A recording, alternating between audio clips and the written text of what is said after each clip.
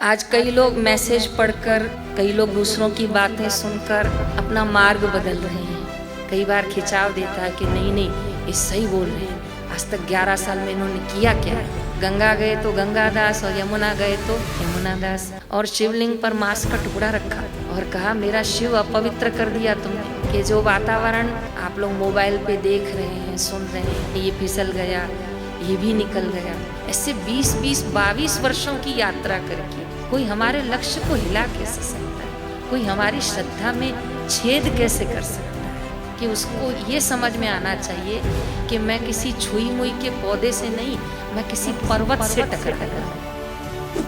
जैसे कोई मार्ग पे खड़ा हो और किसी वाहन को रोके, किसी साधन को रोके, तो पहला प्रश्न ये आएगा कि आपको कहाँ जाना है।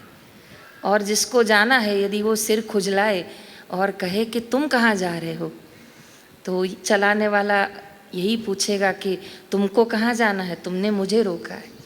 तो जाने वाले को ये पता होना चाहिए, चलने वाले को ये पता होना चाहिए कि मुझे कहाँ जाना है, तो उसकी राह भी आसान होगी और उसकी मंजिल भी आसान होगी। ठीक उसी तरह आध्यात्मिक मार्ग पे जब हमें गुरु मिलते हैं, जब हमें महापुरुष मिलते हैं, तो मैं ये कह लूँ कि हमें राह मिलती है, हमें मंजिल मिलती है, हमें अपना रास्ता मिलता है। और बड़ी कृपा गुरुजनों की कि वो हमारी उंगली पकड़ कर चलाते हैं। कई बार संसार के आकर्षण मनुष्य को भ्रमित कर लेते हैं और कई बार मनुष्य को लगता है कि नहीं ये सही नहीं है, ये गलत है, ये गलत नहीं है, ये सही है। लेकिन गुरु भक्ति योग में शिवानंद सरस्वती कहते हैं कि जो मनुष्य गुरु चरणों में बैठकर गुरु वचनों को ध्यान से सुनता है तो उसे समझ में आ जाता है क्या सही है, क्या गलत है, मेरे गुरुजी मुझसे क्या चाहते हैं। आज कई लोग मैसेज पढ़कर, कई लोग दूसरों की बातें सुनकर अपना मार्ग बदल रहे हैं। और मार्ग बदलने के बाद उनको ये नहीं पता है कि जिस मार्ग से आप इतनी लंबी यात्रा चल के आए हो और जिस मोड़ पे आके आप राह बदल रहे हो, वहाँ आपको मंजिल नहीं मिलने वाली है, लेकिन मंजिल दूर होने वाली है। इसलिए अपने पथ प्रदर्शक, अपने मार्गदर्शक सदा कृपालु सिंधु गुरुदेव जो हमें मार्ग दिखाएं, उस पे अडिग होके चलें। जो लोग अपने मार्ग पे अडिग होते हैं ना, मैं ये नहीं कहूँगी कि उनके जीवन में मुश्किलें नहीं आएंगी, उनके जीवन में संकट नहीं आएंगे, ऐसा नहीं होगा, पर वो अधिकता, वो उसकी अडिगता जो होगी, उसकी दृढ़ता जो होगी, वो उसे मंजिल तक ले आएगी। इसलिए तो बापूजी अक्सर ये श्री वचन दोहराते हैं कि लक्ष्य न ओझल होने पाए, कदम मिलाकर चल, सफलता तेरे चरण चूमेगी, आज नहीं तो कल। एक बार एक अंगूठी खरीद रहे थे कोई, तो इतनी चमक रही थी अंगूठी और एक बगल में दूसरी अंगूठी भी थी, लेकिन जो चमक रही थी वही खरीदार को बहुत पसंद आई। कहा नहीं लूँगा तो यही लूँगा। तो कहा कितने की है? कहा 250 की। कहा ये कितने की है? तो कहा 1.25 लाख की। तो कहा चमक तो 2500 वाली रही है। तो कहा साहब नकली हमेशा असली से ज़्यादा चमकता है, पर जब मूल्य करोगे ना, इसका तौल्य करोगे, तो ये 1.25 लाख वाले की कीमत का कोई मूल्य तौल्य नहीं है। तो कई बार ना चीज़ें आकर्षण करती हैं मनुष्य को, कई बार खिंचाव देता है कि नहीं नहीं ये सही बोल रहे हैं, आज तक 11 साल में इन्होंने किया क्या है। लेकिन तथ्य से समझेंगे, धैर्य से समझेंगे, तो ये समझेंगे कि एक श्लोक आता है ना गीता में कि जहाँ भगवान कृष्ण है वहीं पर विजयी है ना, ऐसा श्लोक, यथा योगेश्वर, जहाँ भगवान कृष्ण है वहीं विजय है। तो आज मैं इतना ही गुरु चरणों में बैठ के कहूँगी, जहाँ बापूजी के श्री चरण हैं वहीं विजय है, वहीं भक्ति है। यत्र योगेश्वर, जहाँ भगवान कृष्ण है वहीं आपको मार्ग है। तो जहाँ गुरु स्वयं विराजमान है, जहाँ गुरुदेव की आज्ञा है, गुरु की कृपा विराजमान है, गुरुदेव के सत्संग विराजमान है, उस पथ को छोड़कर कोई दाएं बाएं कहे तो अपने लक्ष्य से ओझल होना है। और महापुरुषों को बड़ा दुख होता है जब कोई लक्ष्य से ओझल होता है ना, तो संतों को लगता है कि बड़ी मेहनत के साथ, बड़ी कठिनाइयों के साथ इस पौधे को हमने वृक्ष बनाया था और इस वृक्ष पे अब फल लगने लगे, और फल तोड़ते समय कोई और आके तोड़े तो मालिक को बड़ा दुख होता है।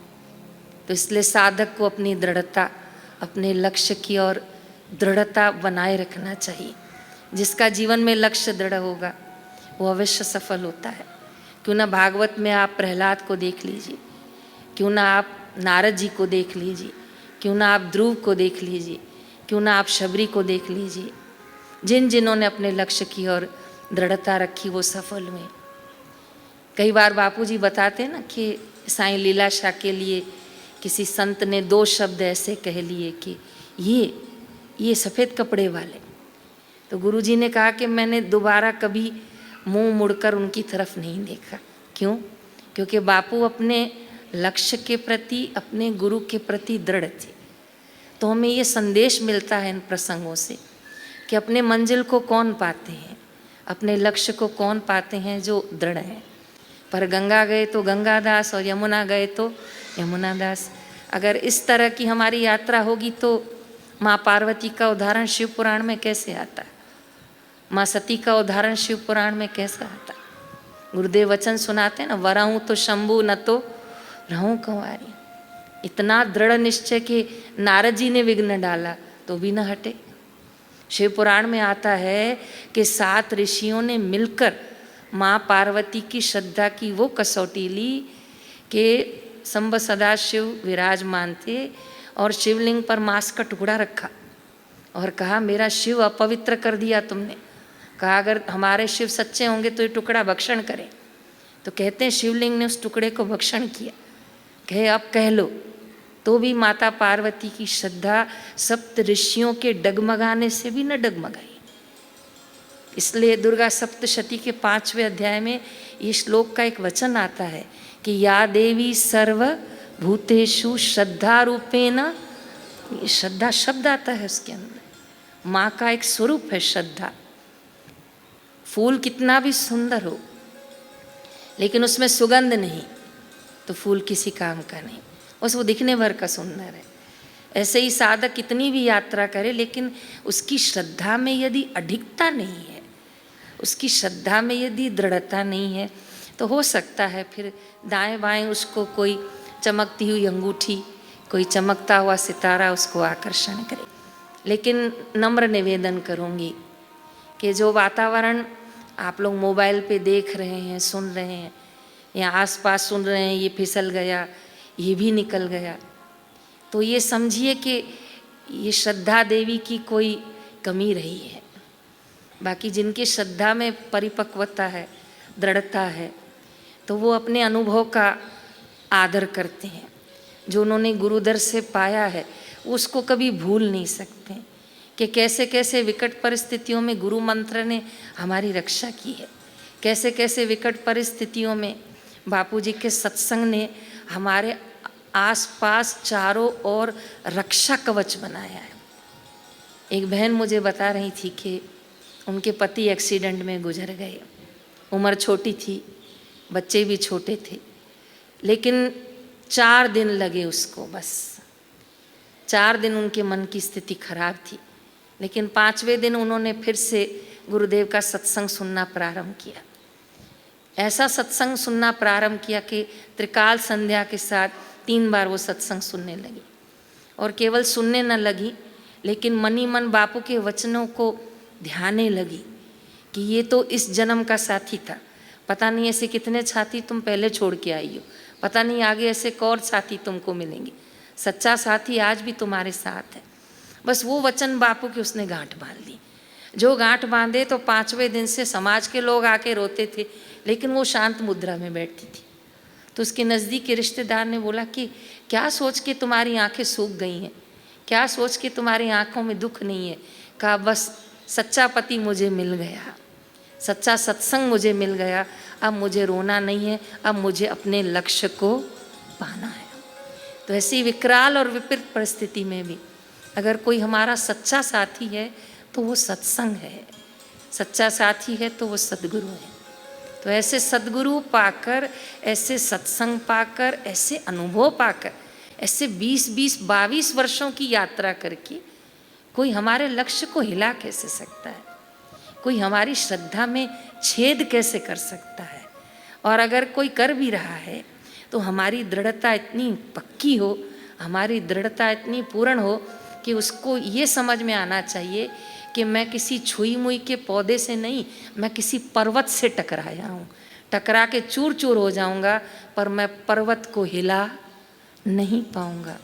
ऐसा जवाब जब हमारी ओर से जाएगा तो ही ये उत्तर आएगा कि हमने साधना जो की है, हमने जो सत्संग सुनना है, वो बेमूल्य नहीं, वो मूल्य हमने अपने हृदय में उसको धारण किया है।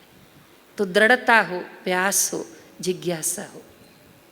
कहते हैं एक छोटा लड़का था, विधवा माई का बेटा था, और कोई कमाई का साधन नहीं था, तो सुबह 10 गिलास पानी के भरता था, ढक्कन लगाता था और रेलवे स्टेशन चला जाता, और 2-2 रुपए का एक गिलास पानी का बेच के आता था। कहते हैं उसके 9 गिलास बिक गए, एक आखिरी गिलास था, सोचा बिक जाए तो बस माँ को 20 रुपए दे दूँगा। और आखिरी में ट्रेन चलने को थी, तो खिड़की किनारे एक सज्जन बैठे थे, कहा ले लो ना सेठ जी, आखिरी गिलास है। तो कहा 2 रुपया बहुत ज़्यादा है। तो कहा कोई बात नहीं सेठ जी, 1 रुपया दे देना, लो ना, ट्रेन चल पड़ी, लो ना। तो उसने कहा 1 रुपया तो नहीं, 50 पैसे दूंगा। तो चलो सेठ जी 50 पैसे दे दो, लो लो लो, आखिरी गिलास है। तो 50 पैसे में जैसे उसने गिलास दिया तो सेठ ने कहा नहीं, 20 पैसे ही दूंगा। तो छोटे बच्चे ने गिलास वापस रख दिया और कहा सेठ जी एक बात बोलूं, बुरा नहीं मानना। कहा क्या हुआ? कहा आपको प्यास ही नहीं है, तभी आप इतना मूल्य तुल्य कर रहे हैं। प्यास होती तो आप पहले पानी का गिलास घट घट पी जाते, फिर आप कहते ले 2 रुपए ले, पानी प्यास तो मिटी। तो जिज्ञासा कितनी है जीवन में, और जिज्ञासा किस चीज़ के लिए है, प्यास किस चीज़ के लिए, तो रास्ता भी वही ढूंढेंगे। अगर प्यास ईश्वर प्राप्ति की है तो गुरु का द्वार और दामन छूटे से न छूटेगा। कहेंगे जीना भी यहीं तो अब मरना भी यहीं, जो होगा देखा जाएगा। लगन तो जिससे लगा बैठे, अब जो होगा देखा जाएगा। तेरे चरणों में सजदा कर बैठे, अब जो होगा देखा जाएगा। फिर वो दृढ़ता जब जीवन में आती है तो फिर से कोई हरा नहीं सकता। लेकिन प्यास न हो, जिज्ञासा न हो, तो छोटी हवा, छोटी सी आंधी भी फूल को गिराने के लिए बहुत है।